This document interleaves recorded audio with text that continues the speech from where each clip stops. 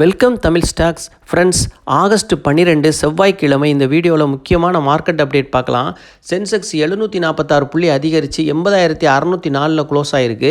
Nifty 50 221 புள்ளி அதிகரித்து 24,585 close ஆகிருக்கு. நிஃப்டி பேங்க் 505 புள்ளி அதிகரித்து 55,510 க்ளோஸ் ஆகிருக்கு. வெளிநாட்டு முதலீட்டாளர்கள் 1,202 கோடி ரூபாய்க்கு விற்றுருக்கிறாங்க. உள்நாட்டு முதலீட்டாளர்கள் 5,972 கோடி ரூபாய்க்கு வாங்கியிருக்கிறாங்க. சிங்கப்பூரில் ட்ரேட் ஆகிற நம்மளோட கிஃப்ட் நிஃப்டி 14 புள்ளி இறங்கி 24,561 க்ளோஸ் ஆகிருக்கு. அமெரிக்க டாலருக்கான இந்திய ரூபாயோட மதிப்பு 87 ரூபா 65 பைசாவில் நிலையாக இருக்குது.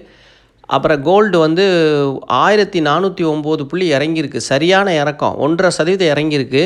ஆனால் இது வாங்குறதுக்குள்ளே இறக்கல்ல, ஓரளவுக்கு இறங்கியிருக்கு. 1,389 ரூபாய்க்கு இருக்குது. 10 gram MCX gold pure gold 24 carat. இன்னும் இறங்க நம்ம கவனிச்சிட்டு வரணும். வாங்கக்கூடிய வாய்ப்பு வரப்போகுது. சில்வர் 1 கிலோ 1,13,342 இருக்குது. 46 புள்ளி அதிகரிச்சிருக்கு. அப்புறம் இன்றைக்கி காலாண்டு முடிவுகளை அறிவிக்கக்கூடிய முக்கியமான நிறுவனங்களை பார்க்கலாம். ஹிந்துஸ்தான் ஏரோநாட்டிக் இன்றைக்கி முதலாம் காலாண்டு முடிவுகளை அறிவிக்கிறாங்க. ஆகஸ்ட் 12 செவ்வாய்க்கிழமை. ஆகஸ்ட் 12 செவ்வாய்க்கிழமை ONGC முதலாம் காலாண்டு முடிவுகளை அறிவிக்க இருக்கிறாங்க. ஹிண்டால்கோ ஆகஸ்ட் 12 செவ்வாய்க்கிழமை முதலாம் காலாண்டு முடிவுகளை இன்றைக்கி அறிவிக்கிறாங்க. ஜிந்தால் ஸ்டீல் முதலாம் காலாண்டு முடிவுகளை அறிவிக்கிறாங்க. ஆகஸ்ட் 12 செவ்வாய்க்கிழமை இன்றைக்கி. ஜைடஸ் லைஃப் முதலாம் காலாண்டு முடிவுகள் இன்றைக்கி அறிவிக்க இருக்கிறாங்க. ஆகஸ்ட் 12 செவ்வாய்க்கிழமை. செவ்வாய்க்கிழமை இன்று ஆகஸ்ட் 12 சுவிட்சர்லாந்து எனர்ஜி முதலாம் காலாண்டு முடிவுகளை அறிவிக்கிறாங்க. NHPC இன்றைக்கி முதலாம் காலாண்டு முடிவுகளை அறிவிக்கிறாங்க. ஆகஸ்ட் 12. ரயில் விகாஸ் முதலாம் காலாண்டு முடிவுகள் செவ்வாய்க்கிழமை ஆகஸ்ட் 12 அறிவிக்கிறாங்க. சாலி மஸ்தான் ஐடியிலேருந்து நண்பர் கேட்டிருக்கிறாரு, ப்ரோ பஜாஜ் ஃபைனான்ஸ் இப்போ வித்துடலாமா? பை 129க்கு பை பண்ணியிருக்கேன். ஷேர் ப்ரைஸ் பார்க்கலாம். High 188, low 103. நேற்று Monday closing 112. Book value 22. 5 time அதிகமாக இருக்குது. பரவாயில்லாமல் இருக்குது. PE ratio 41. செக்டார் PE வெறும் 16 தான் இருக்குது. 3 மடங்கு இருக்குது PE ரேஷியோ. மேலே இருந்து 40% இறங்கியிருக்கு. நம்ம அடிக்கடி சொல்கிறது தான், எந்த பங்கையும் உச்சியிலேருந்து வாங்கி மாட்டிக்கிட்டோம்னா 30% 40% நஷ்டமாயிரும். ஆனால் நண்பர் விலை குறையவும் தான் வாங்கியிருக்கிறாரு. ஓரளவுக்கு 129க்கு தான் வாங்கியிருக்கிறாரு. பங்கோட விலைங்கிறது ஒரு நம்பர் தான், அதை வச்சு நம்ம எந்த முடிவும் பண்ண முடியாது. Book value, ROE, ROCE, financial statement, PE ratio இது எல்லாத்தையும் பார்த்து தான் ஸ்டாக்கை நம்ம வாங்கணும். அப்புறம் உள்ளார்ந்த மதிப்பு பார்க்கணும். அது பார்த்தோம்னா இப்போ இந்த பங்குக்கு 92 ரூபாயாக இருக்குது. இவ்வளவு இறங்கியும் இன்னும் ஓவர் வேல்யூவாக தான் இருக்குது. இதை இப்போ நம்ம கன்சிடர் பண்ணணும்னு சொன்னால் 108க்கு கன்சிடர் பண்ணலாம். 102க்கு வந்தால் கன்சிடர் பண்ணி ஏற்கனவே வாங்கியிருக்கவங்க ஆவரேஜ் பண்ணிக்கிடலாம். ஆவரேஜ் பண்ணால் விலை உங்களுக்கு ஓரளவுக்கு இப்போ 129க்கு வாங்கியிருக்காருன்னா இறங்க 2 முறை நம்ம மொத்தம் 3 முறை வாங்க சொல்லியிருக்கோம். அப்படி வாங்கினா 119, 115ன்னு இப்போ அவர் வாங்கின விலை குறைஞ்சு வந்துடும். அப்போ அவருக்கு அடுத்து ப்ராஃபிட் ஈஸியாக கிடைக்கிறதுக்கு வாய்ப்பு இருக்குது. ஆனால் ஸ்விங் ட்ரேடிங்க்கு லாங் டேர்முக்கு இது மாதிரி வச்சுக்கலாம். 102 கன்சிடர், 108க்கு கன்சிடர் பண்ணி அவசரமாக பணம் வேணும்டா விற்கிறத தவிர வேறு வழி இல்லை. அவசரமான விஷயங்களுக்கு பங்கு சந்தையில் எப்போயுமே முதலீடு பண்ணாதீங்க. ஷார்ட் டேர்முக்கு ஓரளவுக்கு 5 மாதம் 6 மாதத்துக்கு உங்களால் பணத்தை வச்சுருக்க முடியும்னா முதலீடு பண்ணுங்கள். இல்லாட்டி அது இறங்கி கிடக்க ஒரு 4-5 மாதத்துக்கு நம்ம அந்த பணத்தை எடுக்க முடியாமல் ஆயிரும். அப்புறம் 100க்கு கீழே இறங்கிறதுக்கு வாய்ப்பு ரொம்ப கம்மி. நிறுவனத்தில் ஃபைனான்ஸ் ஸ்டேட்மெண்ட்டில் எந்த பிரச்சனையும் இல்லை. Strong fundamental company. இப்போ 2 வருஷம் கழித்து வர வேண்டிய விலையை இப்பயே கொடுத்து வச்சுருக்குறாங்க. அதுதான் காரணம்.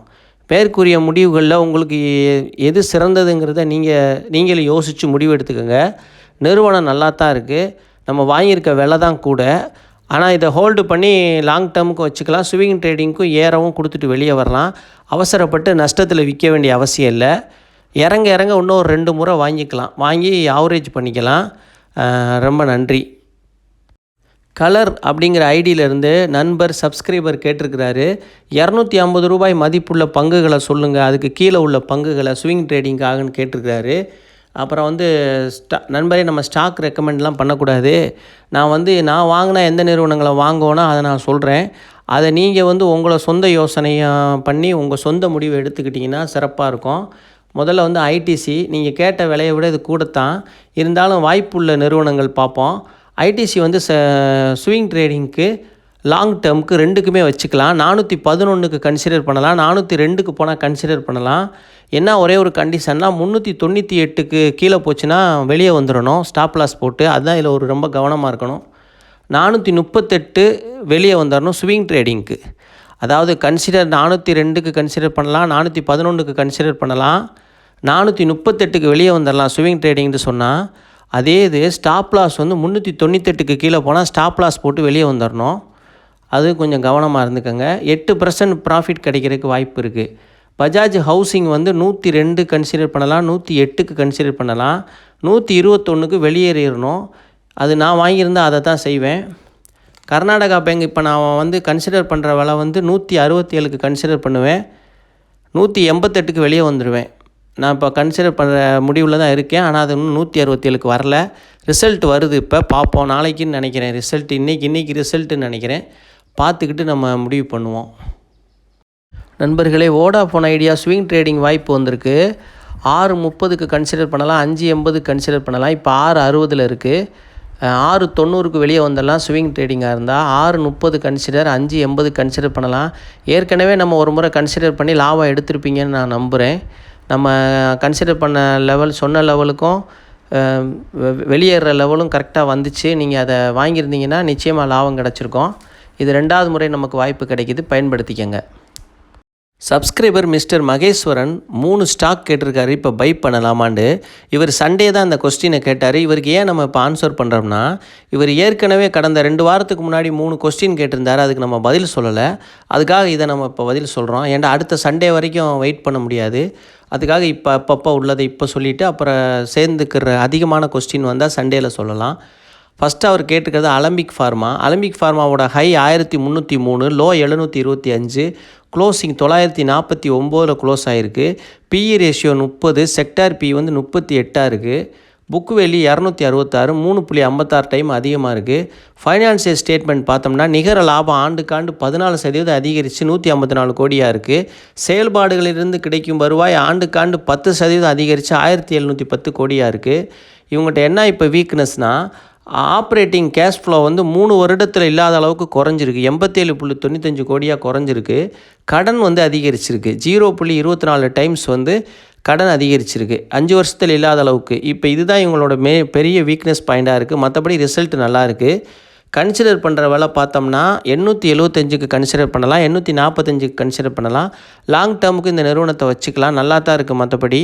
அப்புறம் வந்து ஷார்ட் டேர்முக்கு ஸ்விங் ட்ரேடிங்கும் பண்ணலாம், லாங் டேர்முக்கு வச்சுக்கிறது நல்லது. ஆனால் கன்சிடர் பண்ணுற வேலை 875, 845க்கு வந்தால் கன்சிடர் பண்ணலாம். நீங்களும் யோசிச்சு முடிவு எடுத்துக்கோங்க. 2வது அவர் கேட்டிருக்க நிறுவனம் கேஎன்ஆர் கன்ஸ்ட்ரக்ஷன்ஸ். என்ட்ரி பண்ணலாமான்னு கேட்டிருக்காரு, வாய்ப்பு இருக்காண்டு.